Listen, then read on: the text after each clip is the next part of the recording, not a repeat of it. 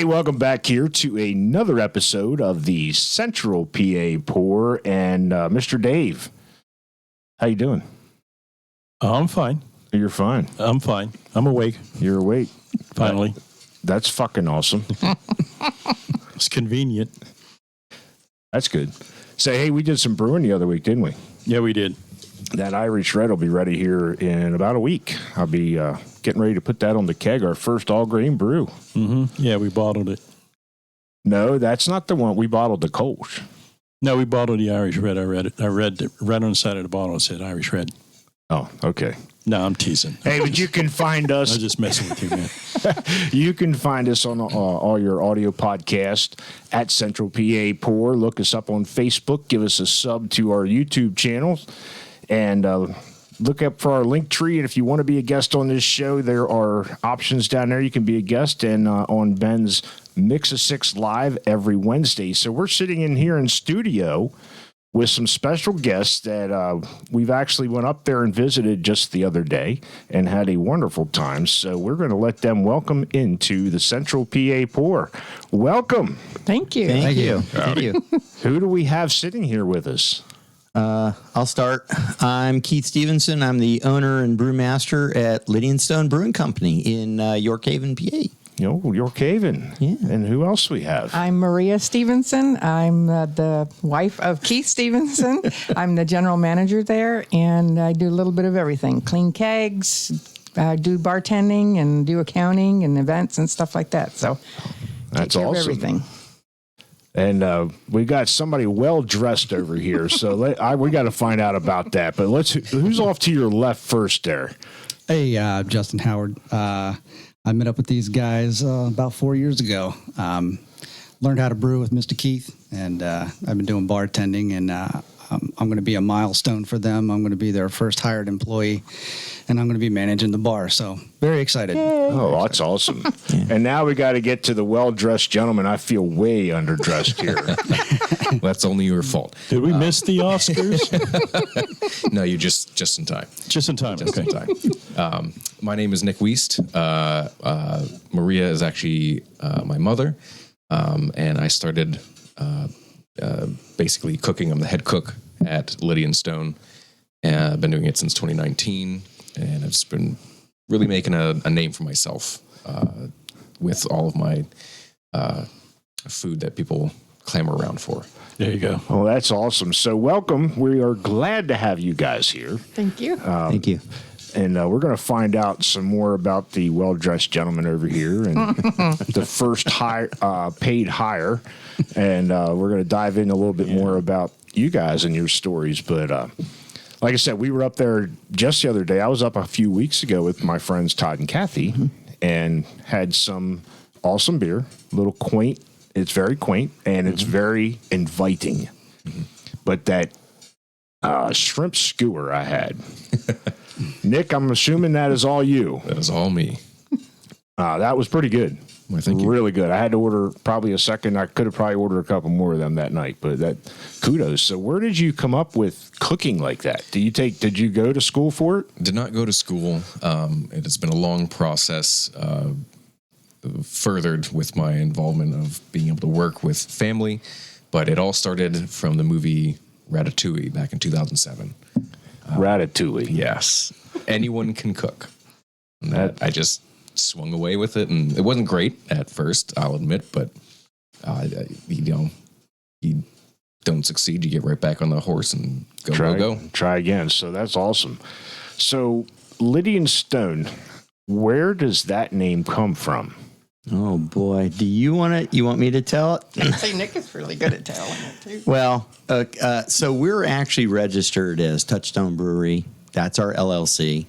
With the federal government, that's what we are. But what we realized when we opened up to the public with Touchstone, the name's very overused. And we realized that it was getting very confusing because there's hundreds of Touchstone ales that are out there. And people were confusing us as the brewery with the ales and stuff. And I told Maria, I said, we probably should have thought about this. And I said, and we were only one or 2 months into Very opening new. it, very, very early. And I said, I'm thinking about changing the name. And if you're going to do it early, right? So Right. I actually used to work for a living.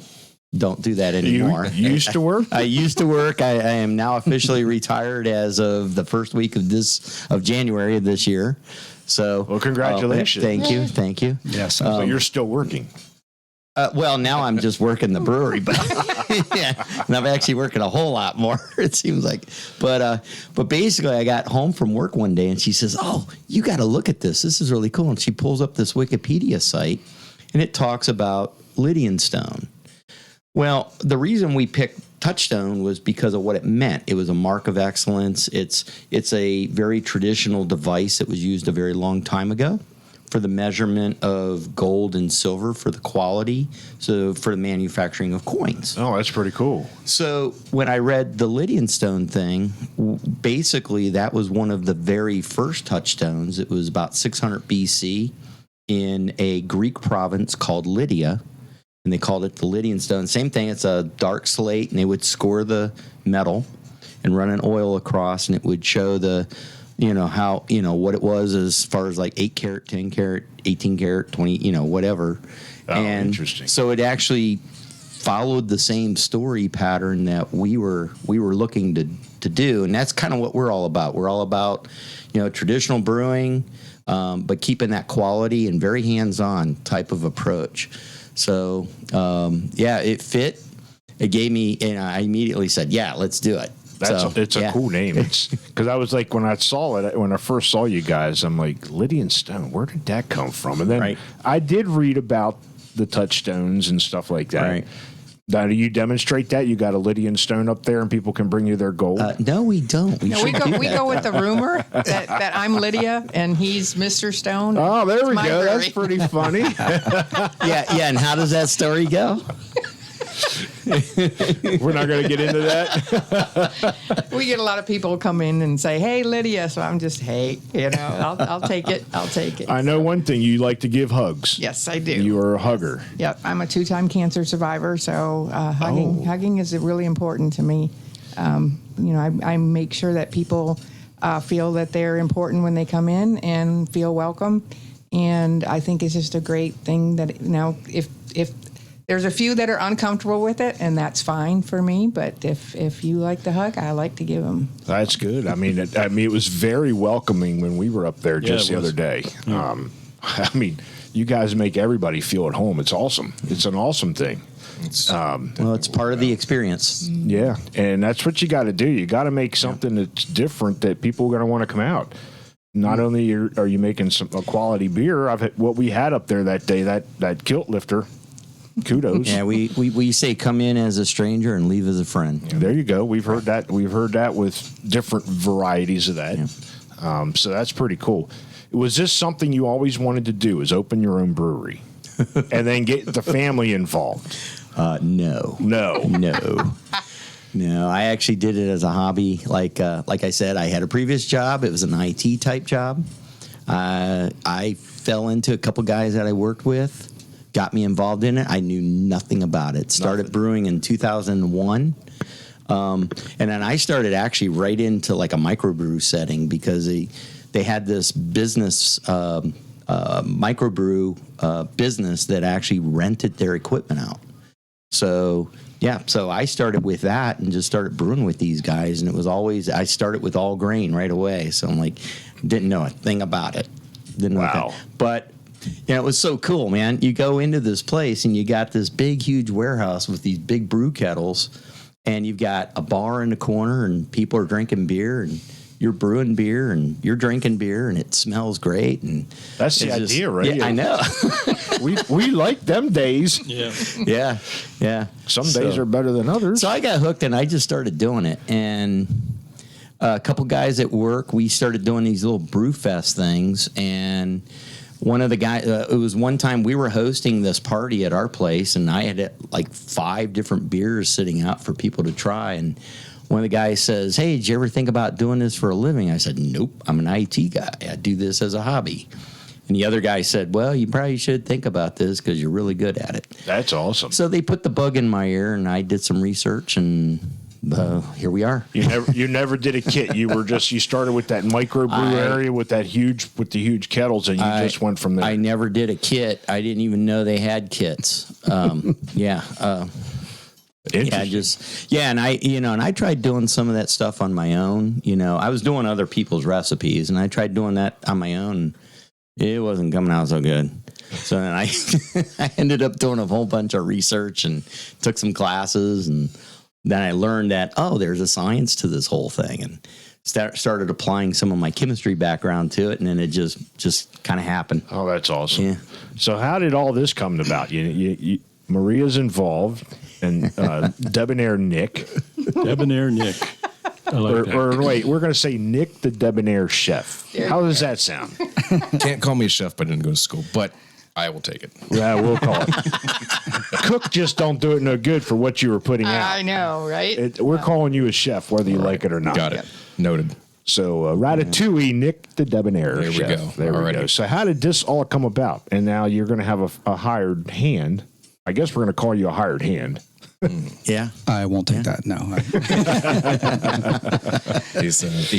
I'm family now. I was going to say Yeah, family. he's family. So Well, like you were saying, whenever you walk into that place, that's what really drew me in. Like, I'm a hospitality professional. I've been in hospitality for 23 years, and I'm leaving it to join this family. So that's impressive. that's awesome. Yeah. Yeah. So I was drawn in immediately. Maria always works her magic behind the bar.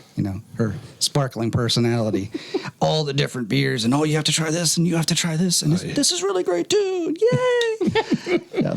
And I was like, wow, this is really great. Find a place that's a little over a mile away from where I was living at the time. And it's like, oh, please, God, let this be a great place. And I was hooked from the get-go. And then it was just a matter of getting to know all of them. And then it was just a conversation of, I've been really into beers. I'm really into this craft thing. You think Keith would take the time to show me how to brew? And she was like, well, there's one way to find out. Ask him, right? I'm like, okay, well, I'll talk to him. And it kind of just started from there. I busted into that. And then Maria's like, well, you know what? You were in hospitality for so long. You're so great with people. That's what we want. That's the vibe we want to create, that small town feel that you come here, you're at home. That's right? awesome. So that's and I fell right into that. I was like, this is my niche, right? This is what I need to do. And then the bartending kind of took over, and now I'm going to get to have my hands in all of it. So There we go. Yeah. There we go. So Nick, how did you get down this path of cooking? So as I had spoken before, I'd started with that movie Ratatouille. Got my, wanting to cook. Through my progression of cooking more and doing this and that, I would just figure out a recipe. A buddy of mine would come over on like a Monday night, and we'd figure out a beer and a country that was associated with, and we would make a dish. And it just helped with practicing. I would go over to friends' houses and play games, and I would normally cook. And it was always interesting. Every so often, I wouldn't bring a whole bunch of grocery bags and everything to come over to these parties. And my they're friends, like, what the fuck, yeah, man? my friends literally asked me, like, "Are you okay?" And I'm like, "Yeah, why? What do you mean?" It's like, "Well, you're not cooking." It's like, I didn't know that was what that was why you were invited. Did you not know that? Apparently not. But any other time, very well received, and I was able to hone skills in through that way. And it was 2019. I had to switch professions, and I started coming up to Lydian Stone and just bartending. They were going through the transition of their small little 3-tap L bar that I'm sure we'll get into later. We have a pretty substantial sized bar for being as small as we are, 12 taps. And it was, I had asked when they would get things catered, food catered, or they had the whole mishap with wanting food trucks there and they wouldn't deliver. because it may have just been a little bit rainy that day. And they're like, no, we're not going to come on out. It's like, So I was in a hairnet and serving hot dogs. There we go. Like, not good. So Lunch lady. I asked, I was like, well, what are you spending on this catering? And I was like, again, somebody who goes out and buys the food and preps the food, cooks the food, whatever. That was like, there's no way that I'm. You're like, nope. Yeah. I can do better than that. Yes. And so what I did, I was on a fold out table. Pretty sure most of you know exactly what they look like, and some hot plates. And I went across the street from where we are. There's a Dollar General, and I bought all of the ingredients that you need to make a homemade mac and cheese. Yep. And so I made a batch of that, and it was gone that same day.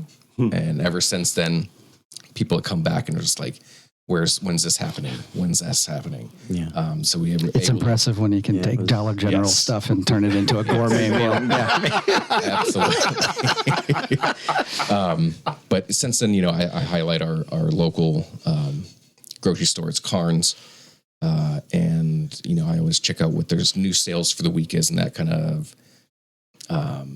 gets me thinking, like, actually, today I've done a little search on what the weekly circular is and figure out what I'm going to be doing.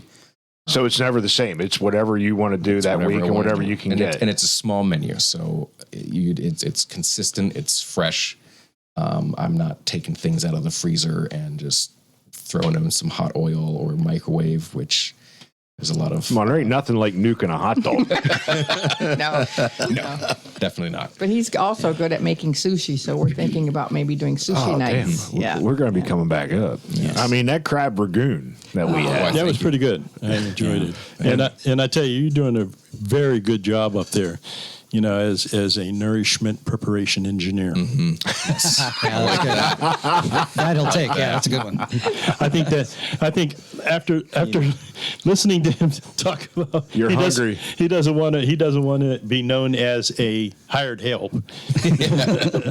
Yeah, I had to come up with a title for you. I like enjoy that it. title. That should go on your business card. There we I go. like that title. Nutritional preparation engineer. I like it. That is pretty good. Way to go there, Dave. So, Keith, tell us a little bit about the style of beer you brew, because I'm getting a little thirsty. my. We're going to have to tap into the first one here very soon. But you're doing a different style from what I read. You're not like just any other brewer out there. Well, part of it was we wanted to try to be more traditional with the approach that we were using. And a lot of the brewers in this area that know me will say he's more of an English style brewer. So Okay. I do a lot of English style beers. And then our mash is a typical single infusion English style mash. But we do a lot of variety of other things too. I mean, we have the English styles, but we do a lot of the U.S. IPAs, pale ales. We have some German stuff that we do. One of the very first beers that I released there was a Kolsch, which is a German style. Yep. German style ale that's actually lagered. And then we do have a couple lagers as well that are German style lagers.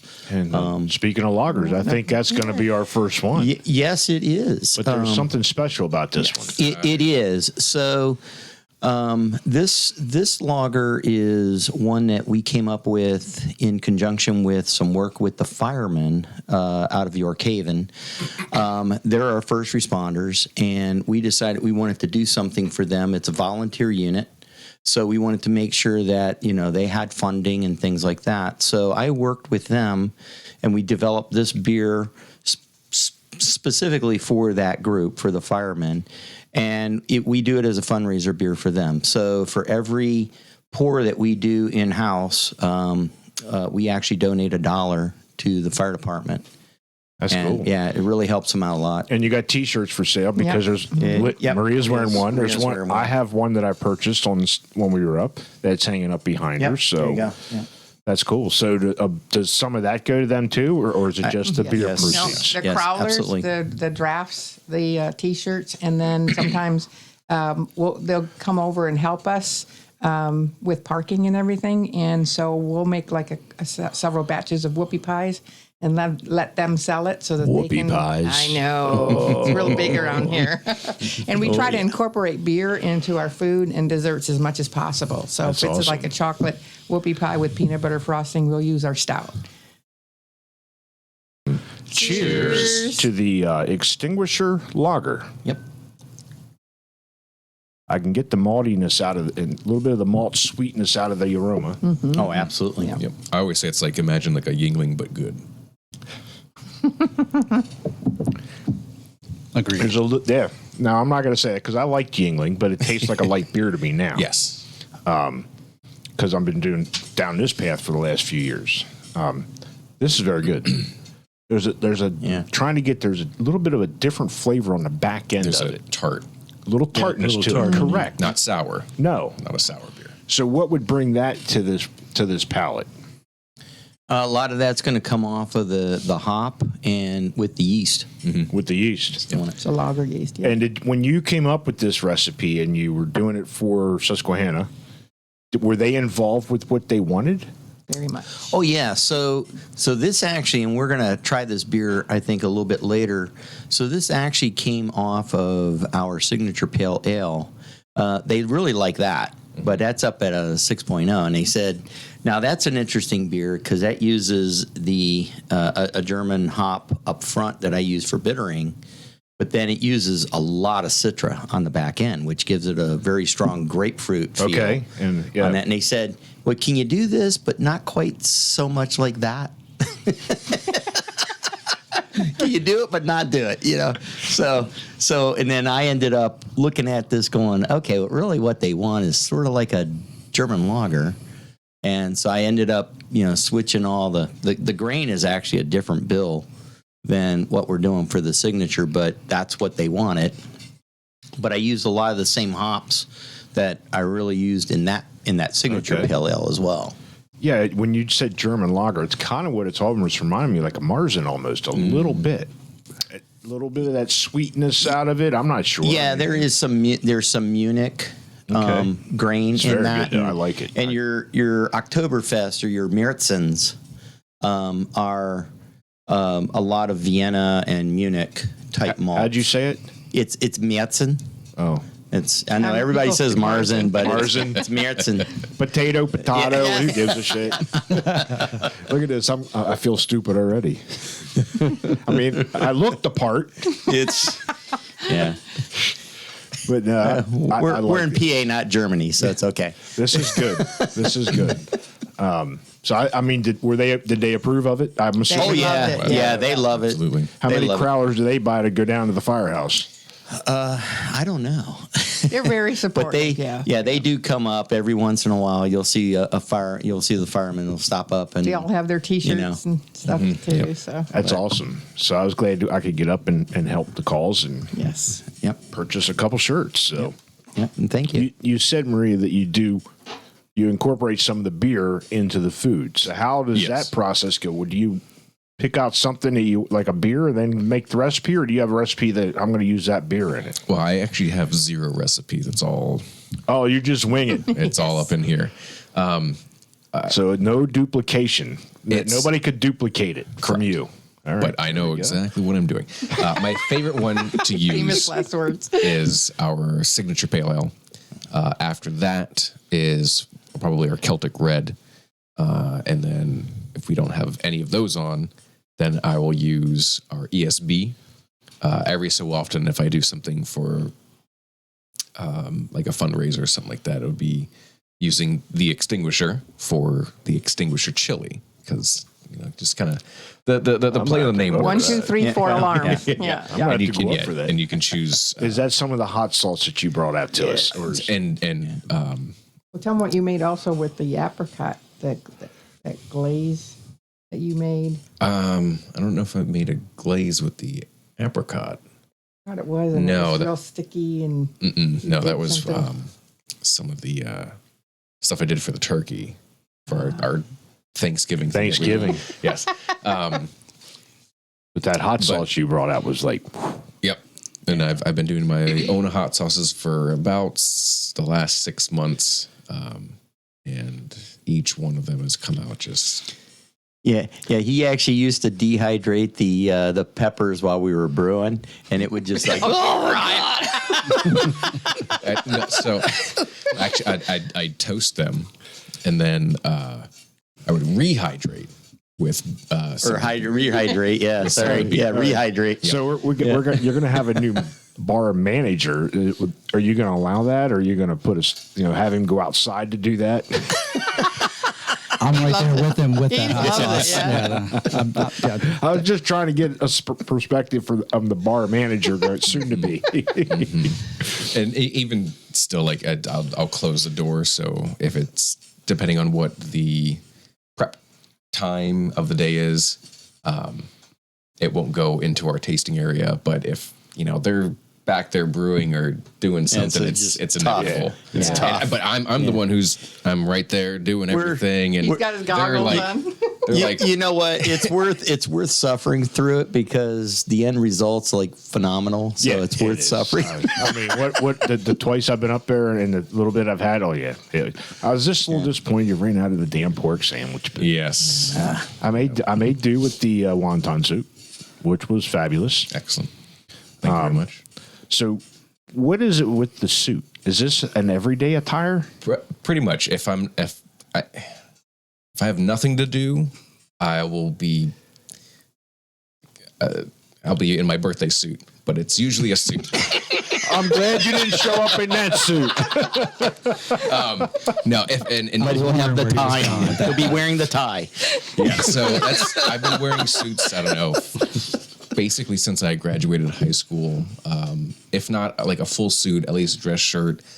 And I had a lot of like leather vests and chaps for riding motorcycles or scooters. Oh, or I'll have to tell you a story. Maybe I'll tell it on camera. Maybe I won't. All right. About my first pair of chaps with my young son. But I think that's cool because I got like 9 suits and like 5, 6 sport jackets upstairs. I don't have a 3-piece. I'm sorry. Oh yeah, I mean You put me to fucking shame. well.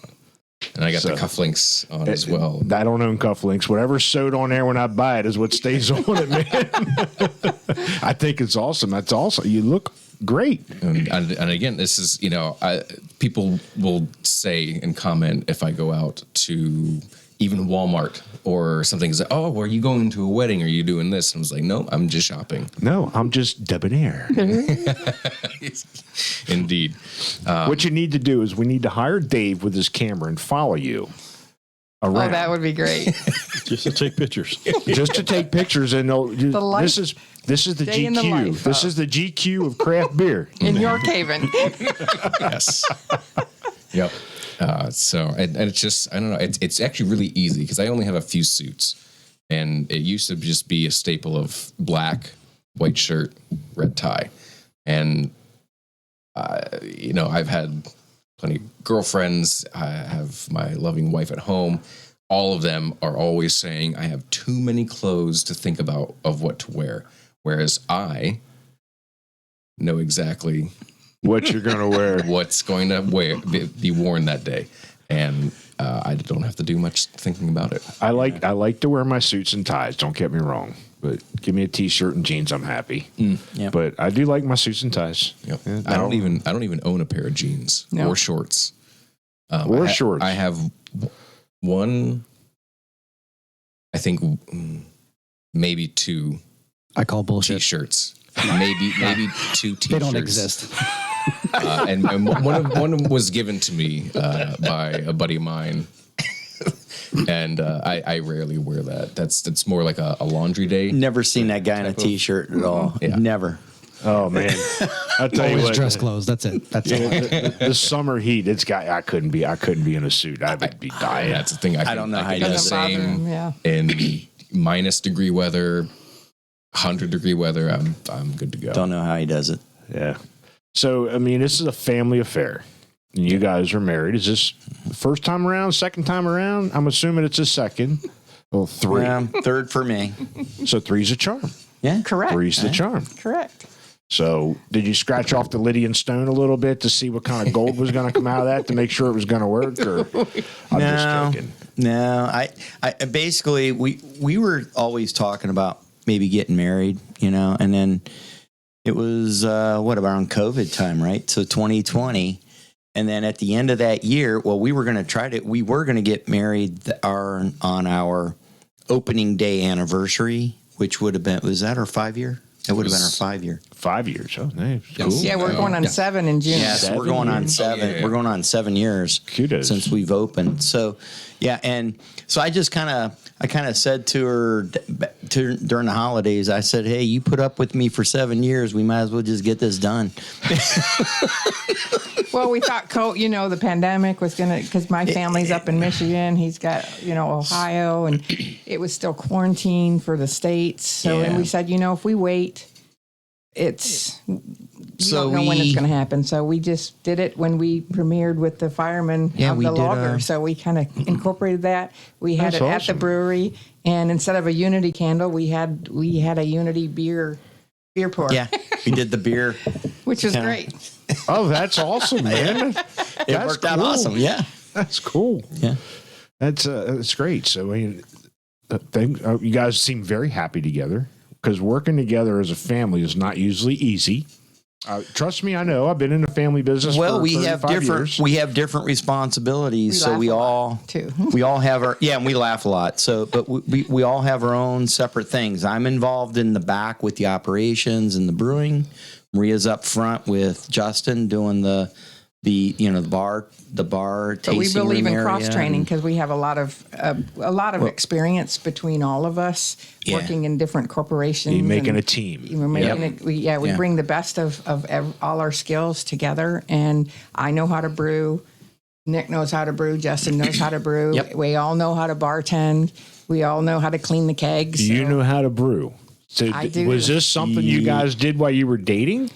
One of our was first dates. Was it a prerequisite? Yeah. So I think it was like probably the second or third week that we had been like seeing each other or dating, and I was trying to think of something to do, and we were out one time, and I said, "Hey, you want to brew a beer?"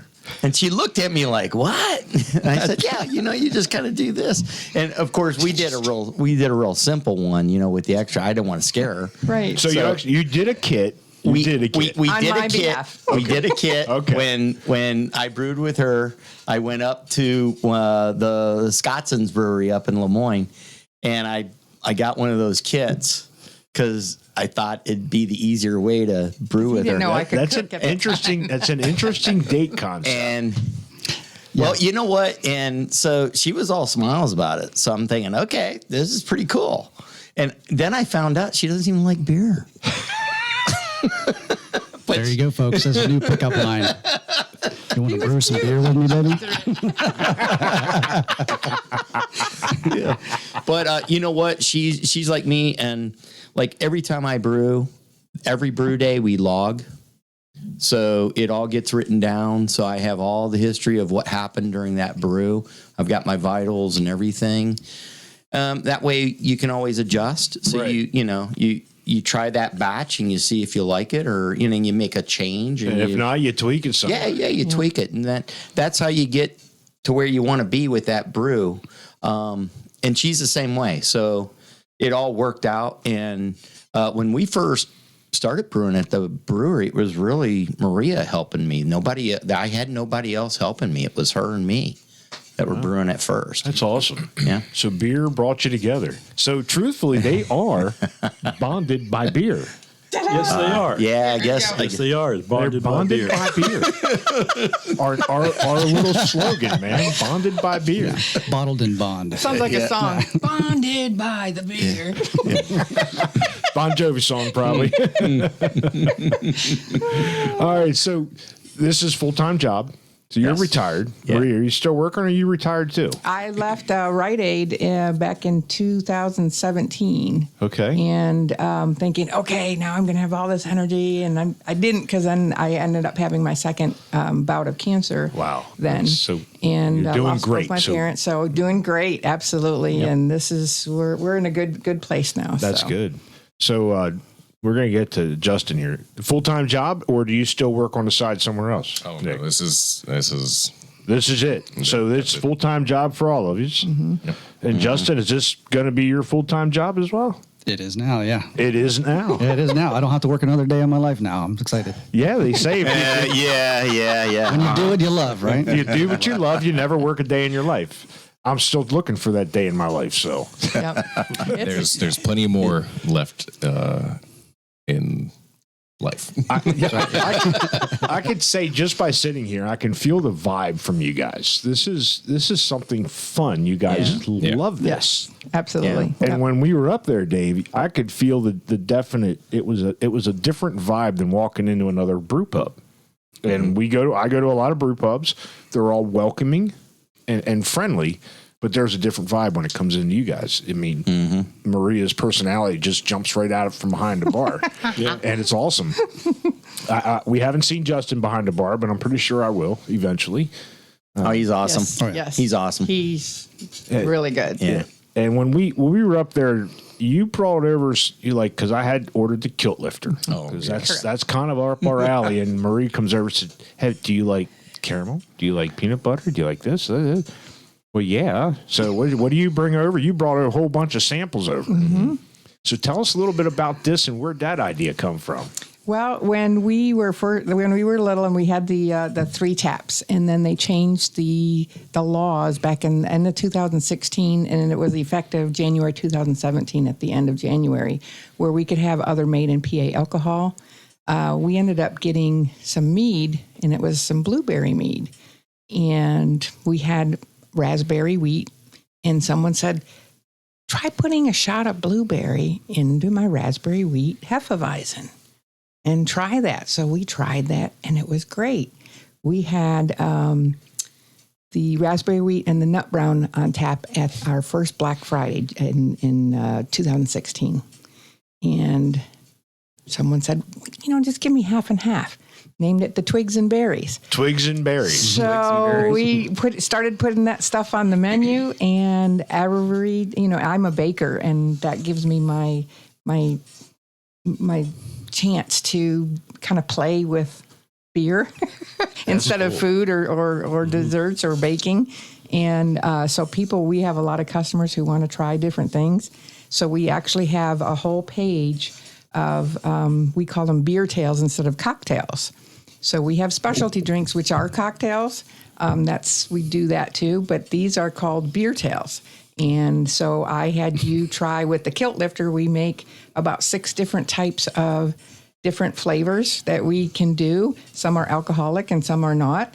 And you had the kilted caramel because it's a kilt lifter is the name of the beer, the stout, Irish dry I stout. noticed there was a whole variety you could Yes. get underneath that stout. And then Dave had the Coca Mocha, which is our chocolate coffee hazelnut milk stout. And we put a little bit of coffee vodka or chocolate vodka and a little bit of French vanilla creamer, and it tasted like It was a Black really good. Russian. It was really good. And that was one of Justin's friends who doesn't like beer, Right. who just loved that. So we Yes. named it No. The Cocoa Mocha. There you go. Noa Mocha. We can't take credit for all those things. Our patrons really do throw their They do a ideas lot out of there. Yeah. And I think when we were talking to you, we were up there, you were talking about where somebody named the Irish Stout.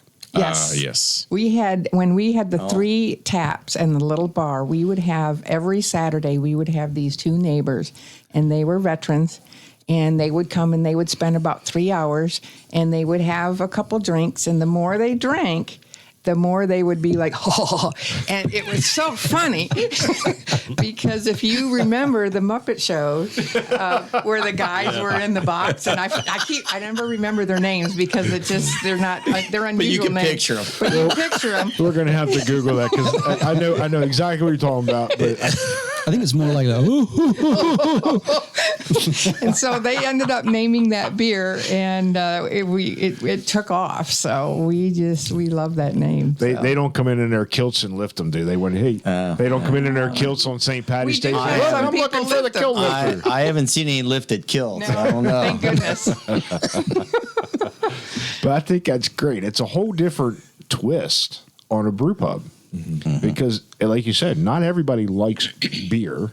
But if you give them a little something different that hits their palate Correct. Correct. They don't even know they're drinking the beer. No, we do the Right. apricot is a nice ale, and we can put a little peach puree and a little Sprite, and it tastes like a fuzzy navel. And people they're like, I'm drinking beer? I can't wait to go home and tell my husband, that kind of thing. It's great. It's awesome. So back in the day when we first started, we got to remember that the laws were a lot different back Right. then, and we as a brewery were not allowed to serve any other brewery's products or even liquors or wines. And when guys would come in, a lot of times they'd bring their wives, and the wives wouldn't want beer. They'd want like a wine or something. So we didn't really have anything for them. And a lot of places don't still. Right. Correct. Right. That's Right. true. And so that's really that's how our raspberry wheat came to be. It's a very nice light Hefeweizen, and I added the raspberry on it, gave it a nice fruity feel. And the same thing with the apricot ale. And it was really, starting to get more into that. Well, let's experiment with the beer. It's not always a bitter, harsh type of taste. There's all kinds of different things you can do with beer. That's why we're craft brewers. Yeah, that's great. Yeah, and so that we just ended up, and of course, I always mess with her. She'll be back at the bar, she's doing like this, and I'll be coming around the side, and I say, hey, what are you doing? And she says, Nothing. It's always Well, he's the chemist behind the scenes. I'm the chemist in front of the scenes, so that works. well, you listen to the people and you go, okay, yeah, I bet I can make something you'll like. Yes. yeah. Just try it. Yep. And it's really cool to have that position and to be like, just shock people to just be like, oh, Well, just I can looking drink at this. the faces and about how they are so surprised that it's beer, and then they'll try, and then I'll say it's the same beer, and they'll try it, and the faces tell it all because they're like, this is great. Yeah. So Debonair chef over here comes up with his own stuff. We're gonna come up. I'll come up with a name for you yet. Trust me. And it won't be 4-letter words, so it'll be a good one. But that's awesome. I mean, so you guys, your creativity, not only making the beer, I mean, creating is a craft. Well, brewer. I start with the product, and then they do other Yeah. things with it. And I think it's Well, Nick is the one who comes up with the nice proportions on the drinks. So Okay. he definitely has a big say in how it's presented and the final way it is. And some people like a little more, like coconut or caramel. But Nick has come up with the standard pretty much. Yeah, because when you were asking me, I'm like, are you offering me a German chocolate cake or Yes. what? So, because I'll take the German chocolate cake because I got a sweet tooth. I would love that too. So, Nick, as far as your menu, it's whatever you get. Do you do any sweets, or is it like whatever you want to do that week? Just I don't normally do anything for desserts or anything like that. I've dabbled here and there, and I think the last time I did it was I think it was Valentine's Day, right before the COVID shutdown, and I had pre-order meals. You would be in this hour of time, and this is what you would get served, and then there's a small break, and then there's another hour of time where you could again have a reservation, if you will. And I had a nice side salad, homemade Italian vinaigrette, and then after that was a pork tenderloin that was seared with a nice butter pan sauce, and that was done sous vide. No, it's I haven't eaten yet. They were like medallions. You get 2 medallions that were like that thick, and It was phenomenal. and then with my butter thyme rice, and then afterwards I had these lemon bars that I'd made. I'd never done it before. It was literally the first day that I'd ever attempted to make lemon bars, and I did the crust all myself and all the filling on the top. Had a little torch gun with powdered sugar and lime zest after everything, and that was the first time. That was the first time. First time I did anything. That was phenomenal. Yeah. I had It sounds it. I haven't eaten yet today, so I'm getting a little hungry. I got a little drool. There you go. But as far as sweets, desserts, anything like that, I don't really go for. It's just more of what's something that somebody can have while they're enjoying a beer or several. Sweets go with beer. Trust me. And they can, but I generally focus on. It sounds like they do the savory. Dave ought to be talking to you. You could, with your idea of the food pairing and beer. I mean, Nick sounds like he'd be one right up that alley. So my wife and I, we have thought of having some kind of outing, again, a reserved thing. So you would, pay your upfront, and then we could go through what's called the history of beer. And we could start with a region and what kind of beer has been specified for that region, and then I would also do a food that is specified for that region, just like my buddy and I that we used to do on Mondays. Sounds like a podcast to me. Yeah, sounds interesting. Yeah. And so I would imagine you get a flight. So like you would have 4 different ones and just a small little appetizer kind of deal. That sounds There's interesting. A lot of other ideas. It's just the pandemic kind of like shut a lot of that down. You get it going again. Yeah, we're going getting past that. So it's, you guys got a lot of things going up there that's different and unique. yeah. You do something like that's going to set you aside from all your other people around you. Go for it. Yeah. Well, now that we have our new deck outside too, that'll be nice. And when the we're weather getting gets ready to come into the spring here. Yes. Yep. Even though right now it does feel like a spring, it should not at this time of year. Correct. So, Justin, you say you were in the hospitality field. Still am. Still am. Currently, I'm right in the middle of the transition. So yeah. But so this is something that drew you to this. What was it? Was it that you drew? You were because of going there as a customer. What made you feel this was my move to do?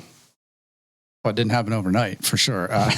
No, I'm just. I want to get something behind you. Like this is a big deal. I mean, you leave a full-time job to come and work for a family-owned independent, basically. Yeah, absolutely. I mean, I was always very supportive of like community, and I was always somewhat of a beer connoisseur already, and was already kind of getting into the whole craft thing. And you get to know some of the people in the brewery community, and they talk about all the different places you go and all these different kinds of beers, and when I first started going there, obviously meeting Mariah like drew me in. Obviously, we discussed that, and just meeting a couple of the regulars there, and just kind of creating what we referred to as our brew crew, and just going around and just checking out different breweries and the different approaches they were taking, and just kind of taking all that information and spinning it into our own kind of thing. But like once you get plugged into the brewery community, it's a whole different set of people. It is. And I've always said like I could probably name like 50 names off the top of my head, and if I asked for the shirt off their back, they'd give it to me. And like that's the kind of people that you get involved with. Right. So. Yeah. Hey, can I have that shirt? Yeah. Can we turn the cameras off for a second? I don't know if anybody wants Because to I'll see guarantee you he doesn't have one. that. Yeah. So speaking of If he has a T-shirt, it's because I left it at his house. That's Speaking of shirts, so we talked about the first T-shirt. We have another T-shirt that we hung up behind you, and that's going to lead us right in because I'm getting a little thirsty again. Yeah. Tell us a little bit about the Enforcer here, and what is that about? Is it similar to what the Extinguisher was? What's Like a totally different kind of beer. But the But concept. it's the same. It's the same But concept. the story began when the fire crew had a training session with the police department, Newberry Township Police, and the fire chief called us about 4 hours before on a Sunday and said, "Hey, I'm bringing the whole police crew over to the brewery because That's a good day for you." Yes. So I want them to see what you have done for us. And it was the lieutenants and all the, some of the major ones over there. And they loved what we did with the firemen and the logo and how we presented ourselves. And they asked if we could do something for them. And they are in a friendly competition too, because they saw the tap handle that the fire chief had given us and his retired hat that we have hanging on the wall. Right. And we have a poster of the logo. And so we did, a lot of things for them.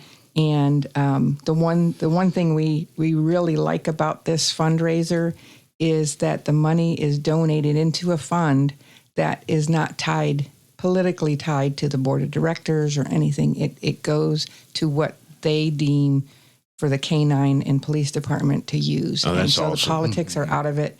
And we love it. We're helping our community. I mean, we've all worked for big companies where we've given money, Yeah, and we don't see it's it. a blind handoff. And we've also donated hours like to the SPCA, say for an afternoon, and that was a big to do. And this is like we're helping all the time, and it just is a wonderful feeling That's that we're awesome. doing. And we have such a good following with customers during the pandemic. That's why we survived. Yeah. Because of that. So tell us a little bit about the beer that's behind this T-shirt and the cause. Yeah, so this is an interesting one.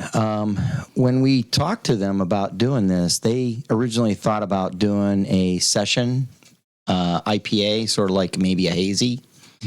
And I knocked it around. It's a great idea, but I decided not to do that as the fundraiser beer. And one of the reasons is, I didn't want to get caught up in a beer that could lose its trend and lose sales. So Right. I just did something that was very unique, sort of similar, but very unique. So what I did is an ale called, it's a British style golden ale. Now it's very interesting because it actually uses two very distinctive hops. One's from Australia and one's from New Zealand. The one from New Zealand's really interesting. It's called the Waiti hop that I use in this. And it will give you a sort of mango, stone fruit type of feel on the beer. Very unique flavor pattern to it. Okay. I've never had anything quite like it, but I do like this beer. I have to say it's one of my favorites. Yeah. Cheers All right, to the cheers. Enforcer Golden Ale.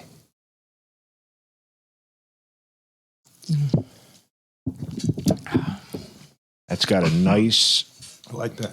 I do. It's very unique. I don't know of anything else that has that flavor to it. It's unique. It's an easy drinking. Yes. This is a summer beer, really. Yes. It's Yep. almost like a summer It is. Yeah, it is. beer. I wouldn't call it a lawnmower beer because that to me is the Coors Lights and the junk shit. But You mean this is a I mean water. water. Yeah, that's exactly right. Water. Yeah, water. Yeah, canned water. This is very good. So kudos. Yeah, thank you. Thank you. I can see why they like it. You get that little bit of tart up front. It is a little tart. You get It's that little, got that- just a hint. yeah. Smidge. It's not Yep. like how the extinguisher was. No. Yeah. It's that extinguishers on It's the a back It's end. much more like I feel like the extinguisher kind of has Kind it of goes like down. you And then explained your this hot goes- sauce to me. yes. Yes. You go through this part and then this part and then this part and then Yeah. this is where it hits your palate. Yeah. And we've done this with several beers, and I don't know how brewers and you guys do this, but like some of the sours and the thick smoothie ones, how the different flavors resonate at different times. Yep. Kind of like your hot sauce. How the hell does that happen? Because I make it that way. Yeah, right. Good answer. That's all you need. Right?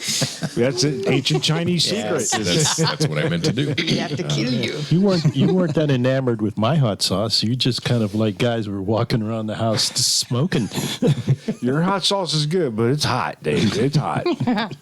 I do like this ale. This is a good drinking beer. So, Very Yeah. good. It's very unique too. That's what I like about it. Well, and the first two are the lower ABVs, and we've been doing some expo serving our beers at the Underground Live where the old Galiftes is on yeah, I Saturdays. saw that. So explain a little bit about that. How did you get into basically a rock venue, a party venue? Well, why don't you tell it, because I think it kind of fell into you. Right. Well, really, one of from our Brian. customers who also helps us bartend sometimes. and- Again, brewery community. Yes, brewery Yep. community. Also my landlord. He that's not It's DJ not Pete. No, it wasn't Pete. Brian. Oh, Brian. it was So sorry, I'm he sorry. was doing some business with Stover Pools, and this Brian, one of our customers, he's part of his sales. He kind of thinks outside the box, so he gets a lot of our growlers and gives them to potential customers. So it's a nice, neat thing rather than a pen or something like that, a magnet. And they've been loving it, and it gets their attention. Well, the pool guy at Stover Pools, John, he ended up doing some very great customer service for Brian. And so Brian got home and he was telling his dad about it. And his dad said, why don't you bring him one of the beers? So he had an extra crowler of, I don't know which beer it was, but he brought it over to him. And John Stover said, hey, I've been looking for a brewery to partner with because I want to do the music. I don't want to deal with the alcohol at all. But I want to reopen this Underground Live and have live music again in the Campbell area. And so Brian, he calls me up and he's all excited. He goes, hey, I've got a connection for you. This guy might be calling you. And while he was saying that, I've got an email from this guy saying, hey, I got in touch with Brian and he said to give you a call. So we got connected, and we actually, all of us went out and took a look at the place and to see if it was feasible, and got our lawyers involved to make sure it was feasible. And so for right now, we're doing it as an expo, so we can only sell our beer there for right now until we get it licensed. And that's just a long process because it's working with this will be state like a PL. second location then? We're hoping. Okay. We're hoping. That's the hope.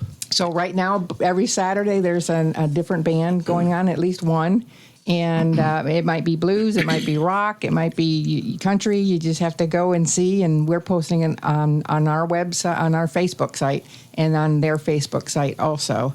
They have it.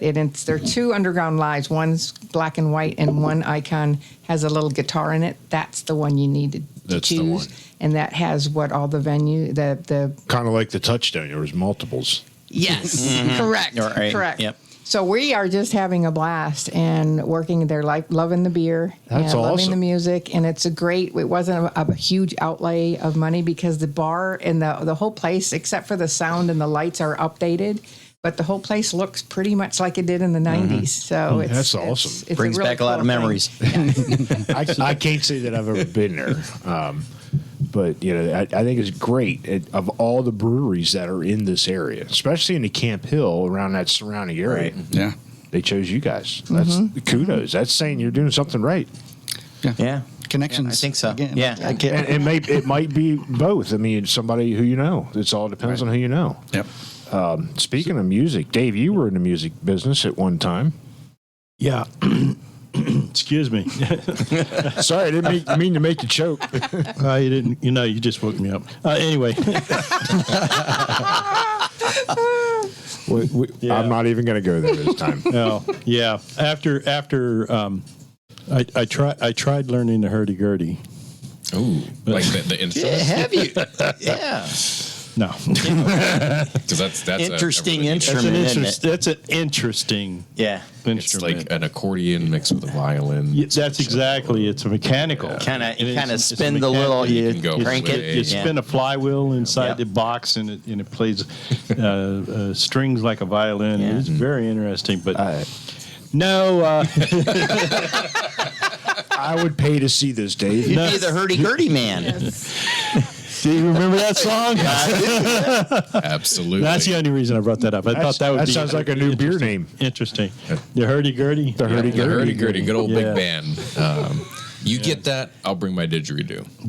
Hey, that'll be great. And I'll throw the thingamabob The in. thingamabob. All right. Yeah. Now, I just guess do I'm the bringing. They cowbell. make one of those. They make one Guess of I'm those. bringing my harmonicas then. Yeah, what's that? What they call that? The mouth harp. When they're the one that has yeah. a little. mouth harp. Oh, I've boing, got a boing, boing. Vietnamese mouth harp. Yeah, that's juice harp. Juice harp. Juice harp. That's Yeah. what it was. Yep. That's what it was. I tell you what. No, I was not. I was never into any of those instruments. I did play in a band though. I played in a rock band, several rock bands. I played. I played my first rock band. I was 11 years old. Oh, wow. Oh Yeah. wow. Yep. Yeah.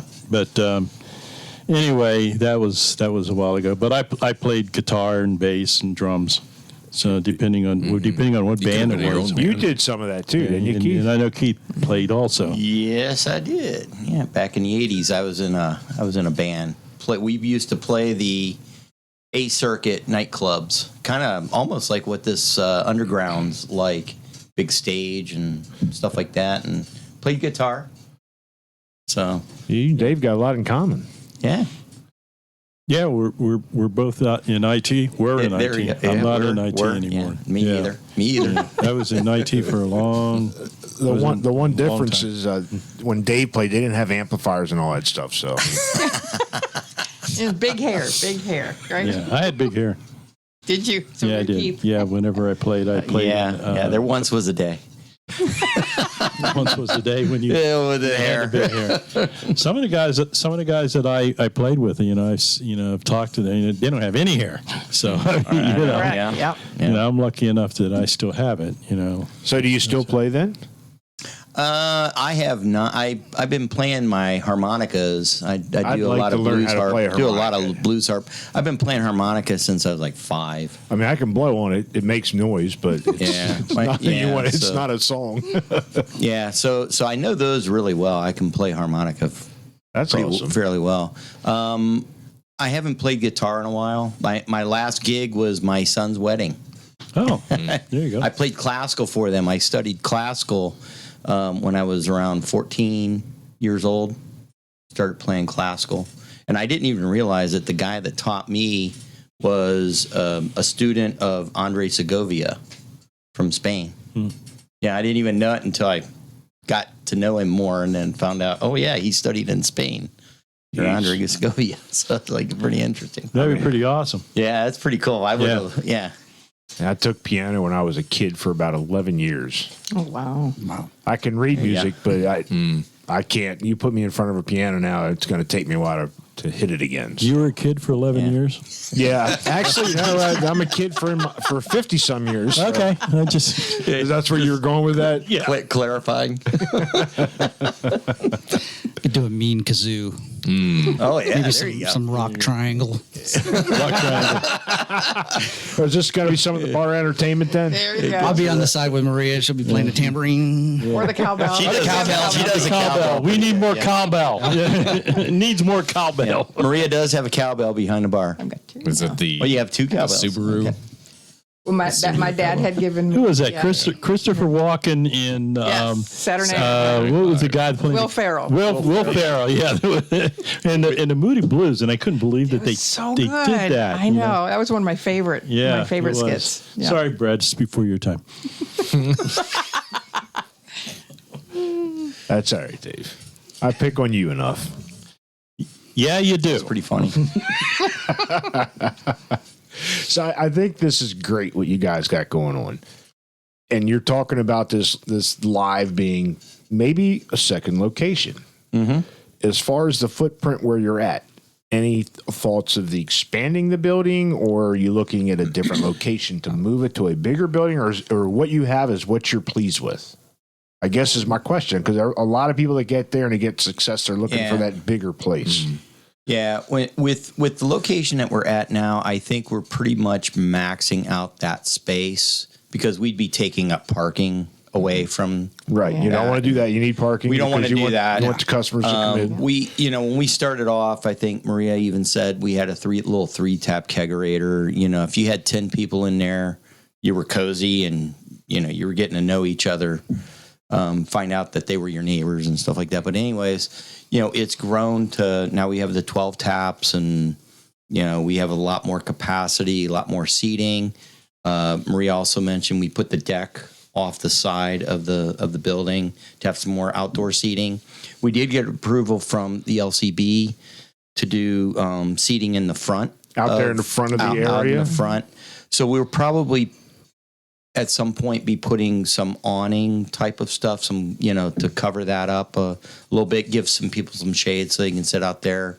But I think as far as the building itself, we're probably done with that location. So now the next step is to expand out. And we're allowing the business to tell us when to do that. Right. So we're not pushing it. It's saying it's time to do it. Absolutely. Yeah. And I think that's what everybody should take heed to. Yeah. Don't overstep the bounds because Right. Absolutely. pocketbook might not keep up. Right. Yep. Yep. So Yeah, I think it's awesome. It is a quaint little plot, and you guys have done well with what you have. Yeah. Thank do you. Do you do other? I mean, you do a lot of the Facebook posts. I saw All of it. all of it Pretty much. Pretty much it. because you're putting out every time your new menu for the week for what beers are on tap and what Nick is going to put out. Correct. Debonair, Yeah. whatever and you guys work together on what you guys want to do, or is it just whatever comes up? It's I guess pretty much what comes up. Yeah, it's pretty much your, whatever Nick comes up with. And then the beers are in their own separate kind of rotation, and I'll figure out what it is that I do for using whatever beer is most. So the prominent on there. beer takes a lot more planning, right? Yeah. Because you got to brew it and you got to let it ferment. And it's not overnight. It's not overnight, right? A lot of people think it is. It's not. It's not like that. Not even a kit. That's not overnight. It still takes a couple weeks. Yeah, exactly. And that's like even right now with St. Patty's Day coming up, we've been busy like in January up to the beginning of this month brewing a lot of the beers that we're actually going to release then. So like our Optimistic, our Celtic Red. Well, the Mare's End we had to do in December because that's a 2.5 month lager. That's right, because lagers take a lot longer. They have to sit at a certain temperature for a longer time. Exactly. And, I would love to be able to do a lager here, but I just don't have the capacity to do it. So, won't be any lagers coming out of the Essex Home Brew Works at this anytime soon. So, Justin, you mentioned you were helping brew now. Is this something you had planned on, or just kind of something you loved and fell into when you met them? Oh no, yeah, it was just an interest, and I thought, well, I might as well learn it. I figured they could use the help, and now being able to make that part of the full-time gig is nice too. Just kind of dabble in both. He's actually helped us in the past with a lot of it. His focus has recently been really doing the bartending and helping Mariah up front. But now that he's going to be back full time, I'm looking to use him to help me brew. Is he the next? Is he the next head brewer when you're ready to step aside again? Well, no, I don't. No. Well, he could be. I mean, he has the potential. It's there. I have an assistant that we already got someone lined up for that. I have an assistant. So you have somebody else other than Yeah, and he's been brewing with me for since 17? I'm thinking 2017. The holidays probably right after 2000. Yeah, January 2017. Yeah, so he and I have brewed a lot together. Just about every batch is him and me, or like I said, Justin's helped out a few times, and Mariah helps out a lot. Like during the week, she's the one that brews with me. There you go. Yeah. You're not doing that right? I see that. You work out. See, well, that's a keg cleaning. That's right. You got to pick those kegs up. Yeah, so I get to dabble in a little bit of everything, but the big thing is going to be freeing up Mariah to really focus more on like the promotions and the events and things like that. So we want people to be able to look forward to knowing there's going to be a lot more Lydian Stone stuff going on out there. That's awesome. Yeah. So anything particular you guys do during the week? Anything you guys are planning upcoming for like the summer? Like different events? You just mentioned events and stuff. You got stuff like in the a lot planning? of small, like acoustic, little music. Okay. Try to have it almost every weekend. We do, in August we do a specific charity, a local charity. It's called the Children's Christmas Party, and it's for local kids who wouldn't normally have any Christmas at all. You guys really have your footprint in the community. That's great. Yep. So we do like a sock hop so that we collect socks all month long. And that's in addition to donations. And then at the end of that month, we give all that money to them so that they know what they can use in their budget for the December party for these underprivileged kids. So we have a sock hop. And that's when Keith made his homemade root beer, and we have homemade root beer floats. And, Nick might do something, whether it's the spiral dogs or the smash burgers or something, doing that. And we have a, DJ playing 50s and trivia. we just try to make it, something really good for the kids and adults. And then we have a bin that you can, anytime that during the month, you bring a new pair of socks in, and you can get a free 5-ounce sample off of from our draft taps. And, it's helping the community again. That's awesome. I mean, you guys got the two benefit beers, and now this. It's great.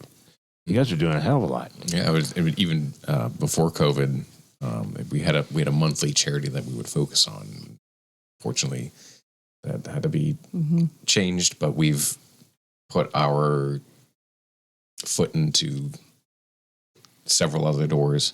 Yeah. And again, we're about our community, our people, our friends, our family. Yeah, like you asked, that's one of the main things that drew me in. Yeah, And I can see how you would have been drawn to that. And you had mentioned about that the craft brewers, that because it is so popular right now. There's, I think, all but 500 in PA alone. Everybody that we've had on the show and we reach out and talk to, they are a community based. If Brooks Haymauer just lost his house not long ago. Yeah. And the community of the craft brewers have come together to his. I mean, it's amazing just to see that. yeah, that shirt off your back thing. Yeah, I was we're telling all- you about. That's exactly right. Exactly. Correct. Yeah. It's awesome. It is an awesome feeling to be part of that. Yeah. And we're not brewers. We're not a brewery owner or anything, but I think we're becoming part of this community, and I love it. That's kind of you guys absolutely are. Yes. Yeah. I mean, that's kind of what drew us in as well, because of our love for the beer and getting to know everybody. It's great. And a really growing industry. I mean, really strong. Yeah. I hope it doesn't peak and die. That's what I'm hoping it does not. I remember early on when we would have customers coming in and they would ask me, well, how do you feel about all these breweries coming on board? Do you see it impacting your business as far as the competition? And I'm like, no. We don't see it as competition. It's actually like Supporting Justin was each other. saying, it's helping that this industry grow. Yes. And it's not a competition. And it's actually a constant we support, cycle of the people traveling to the different breweries and It's- supporting each other. Yeah, we all exactly support. We all support ourselves, and like we were saying, if I was short of grain, I could probably call one of the guys up and say, hey, do you have some of this? We've heard that too. And Yep. and that they would be right there to help us out if we needed it.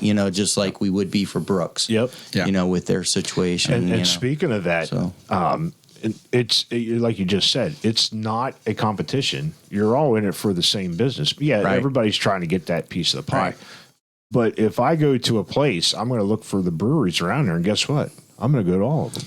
Yeah, and the thing is, we're all different. Yeah, you could give them everybody the same recipe, and it's going to Be come out totally different in different. every It absolutely would. different area. Yep. And Yeah, we're going to do that too. what Dave says, we're going to do that a little. We're going to bit. do that. We're going to have the brewers round table, and everybody's going to take Yeah. a recipe, and they're going to brew it. And We did a collaboration in Did you do that? 2018 with, there was, Well, we did were it- one of four. Yeah, we did it with. You could pick your own hops, but it was 2050 the State. same malt. Yeah, it was back in the. It was Hardy Brewing back in the day. They're not around anymore, but they were back there. And then Big Bottom. Big Bottom. Yeah, actually, he just reached out to us too. Yeah. So Okay, Bob did. Okay, yeah, good. he wants us to come up to his tap takeover again and do something from We've had there. our apricot there. Yeah. I'll have to touch And- base with him. I mean, that is a different. He's got a different idea on that. He goes out to the breweries and gets their beer and brings it back. Correct. Exactly. Yeah. That's pretty cool. Yeah. So speaking of collaborations, do you guys do other collaborations? That was the big one that we did. We haven't done anything after that. We'd be up for doing it. We were talking to one of the gentlemen from Mount Gretna. Yeah, I just read the Yeah, sad and then- news.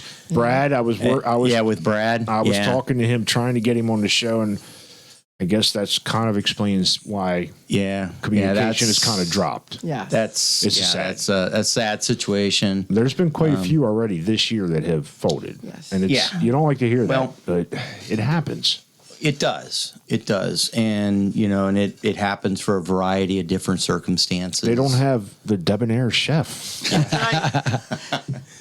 Well, yeah, it could be a circumstance. No, yeah, it could be a reason. But yeah, you hate to hear it. yeah, but you I'm do. glad you guys are You do. doing really well.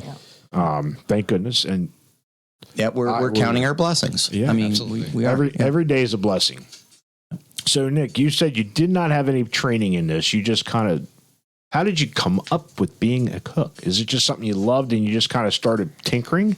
Yeah, like I said, You didn't get it from the cartoon, all right? I mean, No, yeah, they don't exactly specify any of the the ingredients. yeah.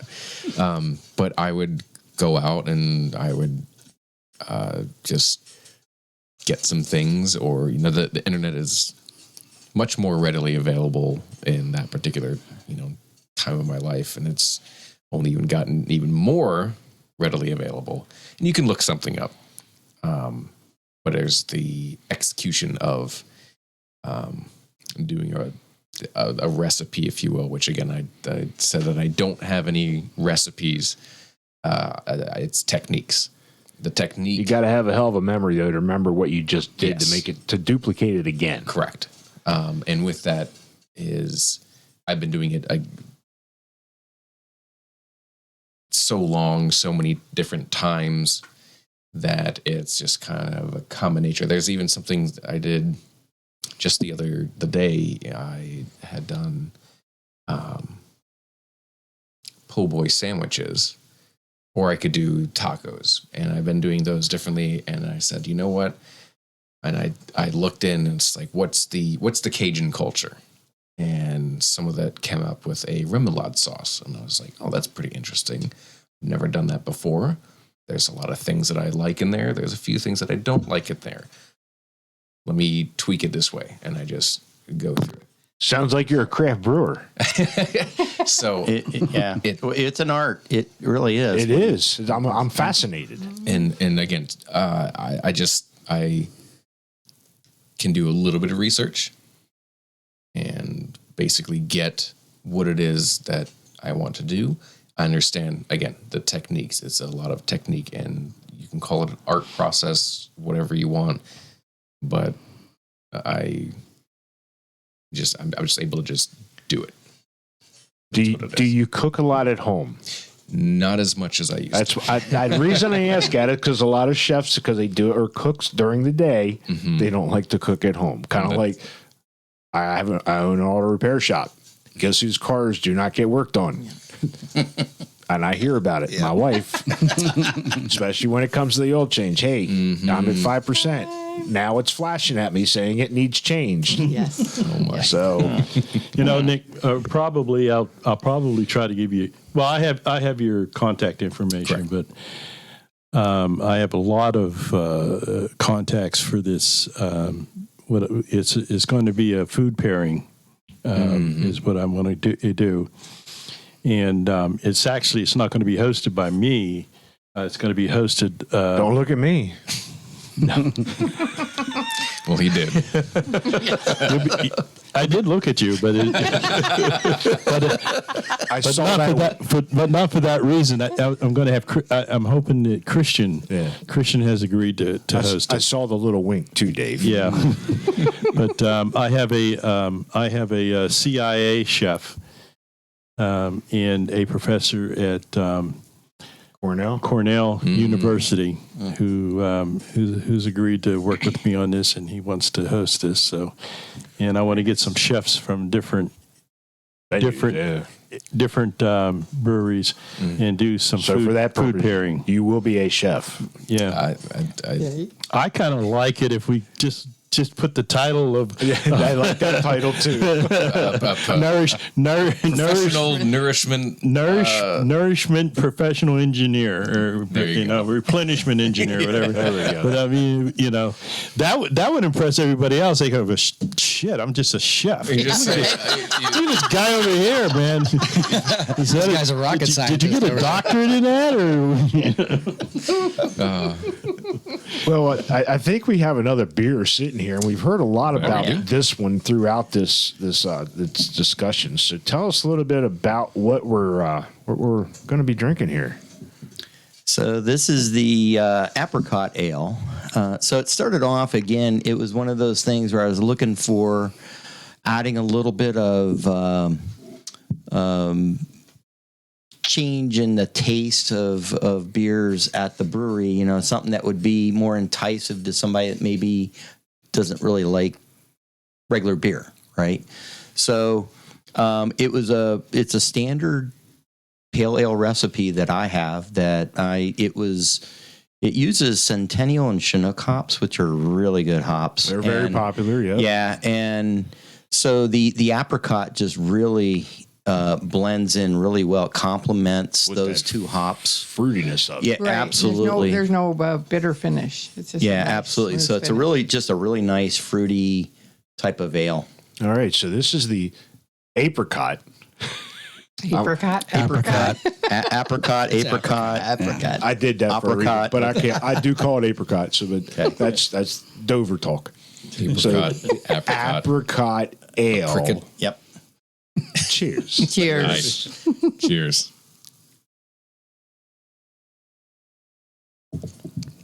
You can definitely taste that fruit on the back end. Very I nice. do, And and it I is- will say that is not one of my favorite fruits. Grew up with it. My grandmother used to grow them, and I'd go out as a kid thinking it was a peach, and you take that first bite. It's It ain't no peach, yeah, it ain't a peach. but it is there, and it's very. Yep. It blends well, like you said, into the beer, Yep. and Yeah. it finishes really well. And I always consider this. I think we lost him. Yeah, I don't hear you. Yeah. Push Yeah, on the mic cord. Yep, there it is. I saw him Yeah. bump it earlier, Yeah. and then I could still hear him, so I figured I don't think he knocked it No, out. I think it knocked out. I think you knocked it out. It fell out. Alrighty. Well, so with apricot, the ale, I feel that it almost has a nectar kind of quality. It's one of the few beers that we have that have a mouth feel that is It does. a little bit, again, what I say, like a nectar.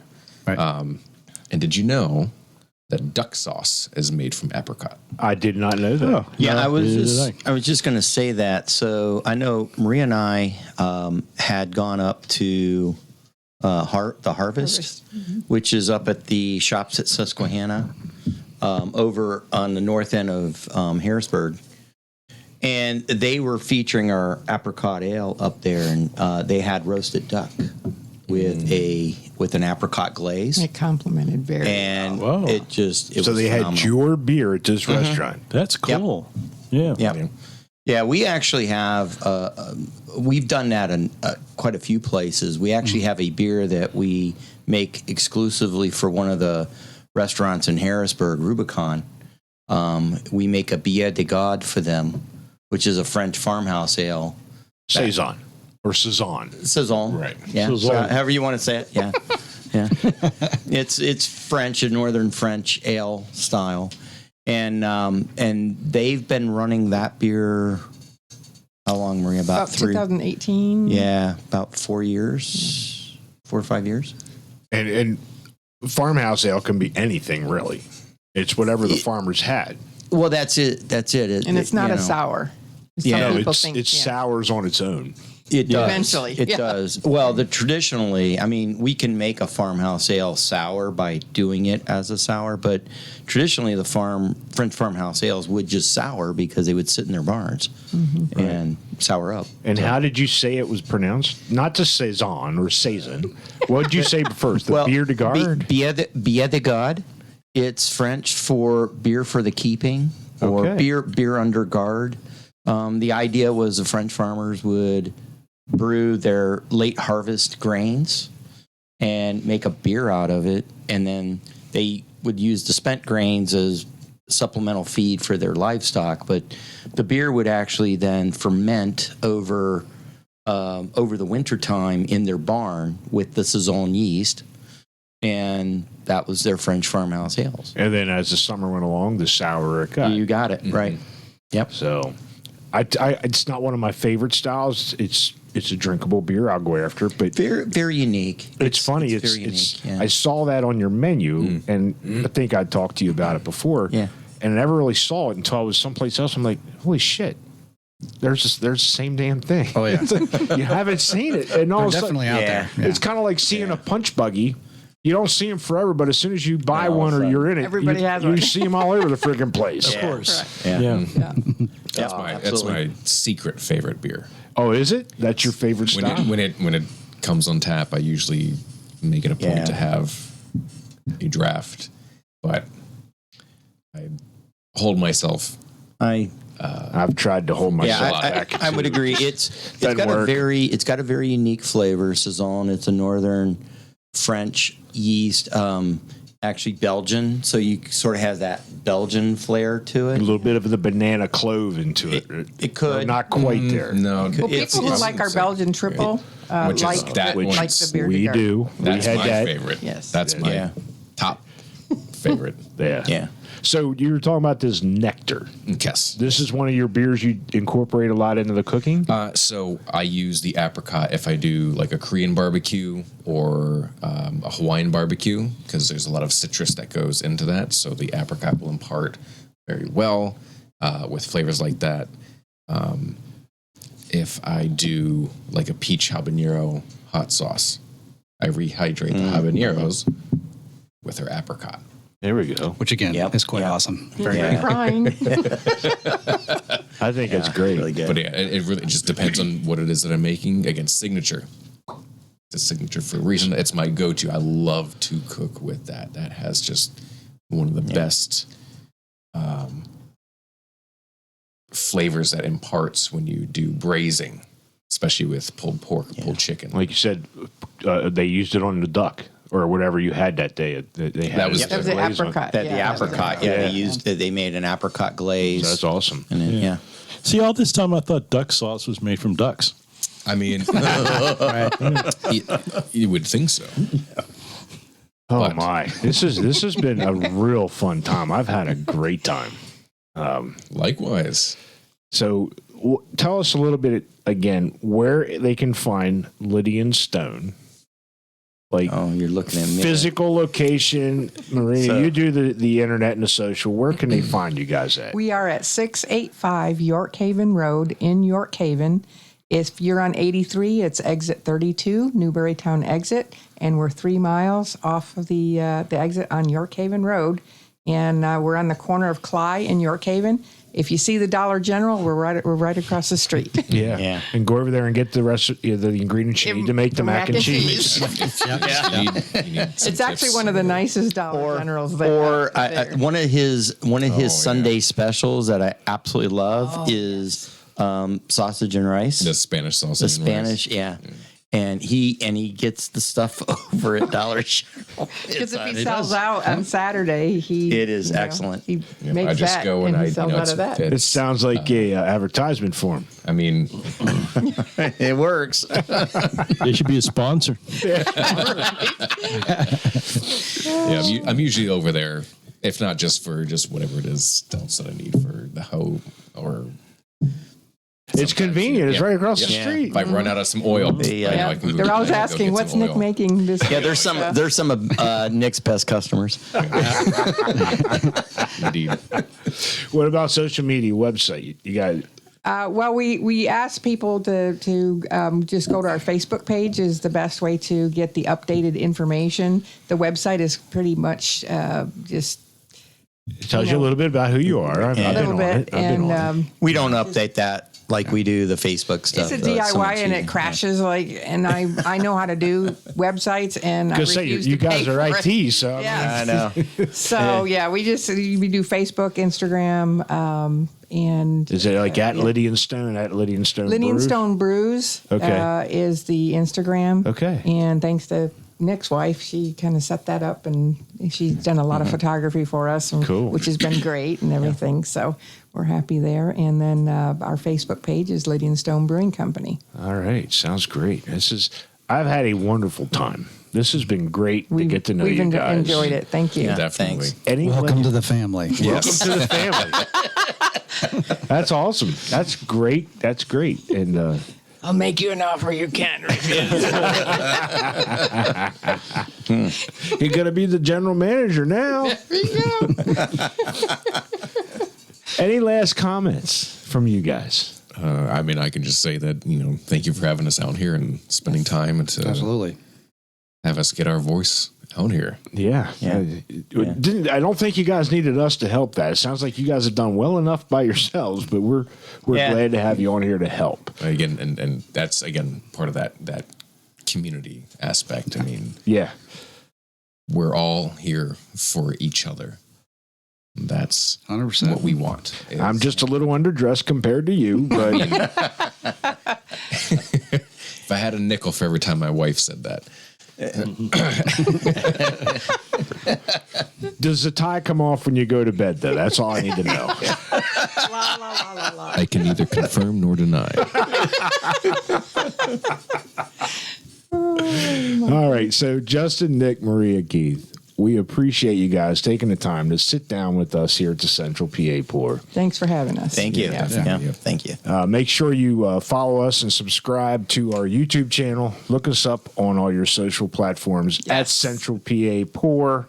Get us on your local podcast channels, your audio listening. And check out Ben with the Mix of Six Live every Wednesday night at 9 p.m. We try and get guests on there. So look for him to get maybe you guys on there on a Wednesday night live. Is something you want to get out. You can hit us up on the link tree. Those guest forms are down at the very bottom for this show or the Mix of Six Live. So, Dave, any last comments? No, just one. Did I wake you up again? Yeah. You got to stop doing that. I just have one quick question for Nick. Yeah. What's a spiral hot dog? Oh, a spiral dog. Okay. So I get some local hot dogs. Again, from Carnes. You may have heard of it. I shopped there At Carnes. up in Yes. the Valley Green. Yes. Yes. Absolutely. Quality meats. So you take a hot dog. A good hot dog. Yes, and I take my knife and There we go with my cable. Yes. We'll have to get think him we're a good. special mic. yeah, have one just kind of hang it. So you take a knife and you press down onto it as you roll, and you don't go all the way through. Okay. It creates more surface area for whatever It'll marinade. expand. The top And it will expand. It's more surface area for your marinade. Oh, And I incorporate beer. I thought it would have been just for presentation. A lot of other different seasonings that go in for that, and it's sitting in there. And then when you take it, you kind of like bend it as you take it out of the marinade, which helps more of it stay on. And then you put it on your hot griddle. And then it's just like a minute and a half on, the sides And then what beer do you typically use? Is it Signature? Again, I love to use a Signature for most of that. If not, again, the Celtic or the ESB. And if I don't have any of those, then it's the Signature. And then he might make his extinguisher chili. That I'm going to go have to on find top. out. I'm going to have to keep an eye on the Facebook page to see when that shit's coming out. So Yeah. I think it's been great. Well, I mean, the food we had like I said, I was hoping to get some of the damn shrimp skewers, but he didn't have them this week. But we'll be back up there. Excellent. Well, I do appreciate it one last time. So what is going to be our cheers beer here? Is this what you're calling a signature? Yeah, this is the last one. So this is our signature Keith and I pale ale. 5 tries to get this. Yeah, this is one that we actually brewed at home. I was showing her the all grain. My first all grain. Oh, your first auger. Yeah. Cool. So and then I was working on a pale ale recipe. It took me five batches to get it down to this piece, and then this is what we actually do now at the brewery. So this is the OG of the OGs. It is. All right. Yeah, it is. So if you're out there, pick up a glass, whatever you got in it, and let's raise one with Lydian Stone Thank you. Yeah. and the Central Thank PA Pour. Absolutely. And let's Cheers. all be bonded by beer. Bonded by beer. Bonded by beer. Cheers. Cheers. Cheers.